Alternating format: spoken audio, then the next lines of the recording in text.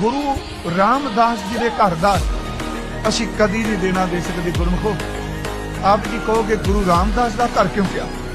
ਗੁਰੂ ਰਾਮਦਾਸ ਮਹਾਰਾਜ ਜੀ ਦੇ ਸੁਪੁੱਤਰ ਧੰਨ ਗੁਰੂ ਅਰਜੁਨ ਦੇਵ ਤੱਤੀ ਤਵੀ ਤੇ ਲਾਹੌਰ ਦੀ ਧਰਤੀ ਤੇ ਬੈਠੇ 5 ਦਿਨ ਤਸੀਹੇ ਦਿੱਤੇ, 3 ਤਰ੍ਹਾਂ ਦੇ ਤਸੀਹੇ ਦਿੱਤੇ।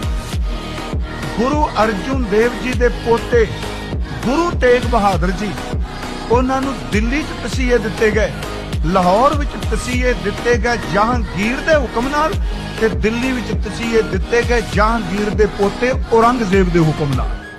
ਦਾਦੇ ਨਾਲ ਦਾਦਾ, ਪੋਤੇ ਨਾਲ ਪੋਤੇ ਦੀ ਟੱਕਰ ਖੜੀ। ਅਗਲੀ ਬੇਨਤੀ ਹੋਰ ਸੁਣੋ, ਆਪਾਂ ਦੇਣਾ ਕੀ ਦੇ ਸਕਨੇ? ਗੁਰੂ ਅਰਜੁਨ ਦੇਵ ਸ਼ਹੀਦ, ਉਹਨਾਂ ਦੇ ਪੋਤੇ ਗੁਰੂ ਤੇਗ ਬਹਾਦਰ ਸ਼ਹੀਦ।